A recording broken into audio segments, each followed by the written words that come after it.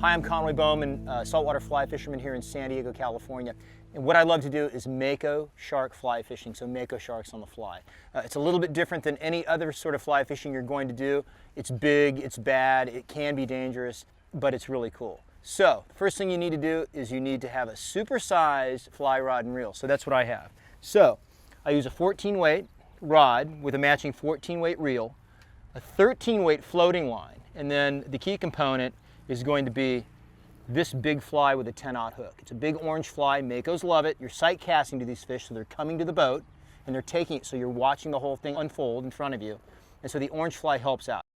Then I've got a 3-foot piece of stainless steel wire, which is called a bite tippet. From that bite tippet, I go to a 25-pound tippet. So 25-pound test is what I use. And then once again, the 14 weight rod, which is, as I said, a supersized rod to handle supersized fish. And a lot of these Mako sharks are oftentimes over 200 pounds. To effectively catch sharks, you need to set a chum slick, and so I get a chum bucket, and in this chum bucket is ground up bonita and tuna.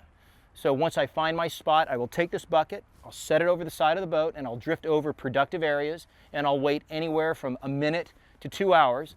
Once those fish show up, they basically stay around the boat, and that's when I'll go ahead and start casting to them.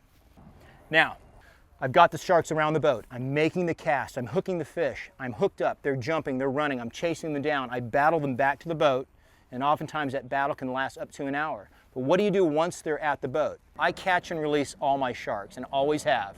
People ask, well, how do you do that? How do you don't lip them like a bass. You don't hold them up like a trout, right? Well, I have a special release stick, and this is what it is.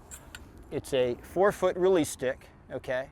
And what makes it unique is it has an open-ended stainless steel hook on the end. So basically, because I use barbless hooks, I slide this down the steel leader, I put it in the gape of the hook, and I apply pressure, and it releases the shark safely. Everybody's safe. The shark's safe to fight another day. I'm safe to go back home and see my family and have all my hands and fingers and everything. So that's basically the rundown for Mako shark fly fishing.